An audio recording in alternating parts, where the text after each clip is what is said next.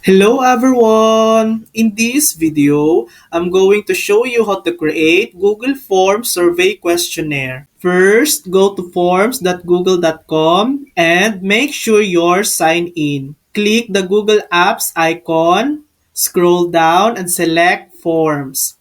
Choose a template or click blank to start from scratch. Give your form a title and description. Then click on the first question to edit it. You can choose from short answer, multiple choice, or check boxes and more. Use the tools on the side to add more questions, insert images or videos,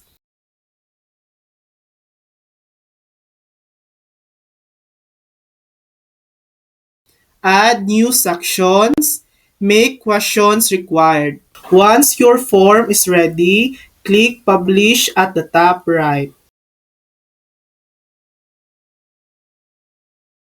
Choose to share it via email or click the link icon to generate a shareable link. Check the shorten URL box for a cleaner link.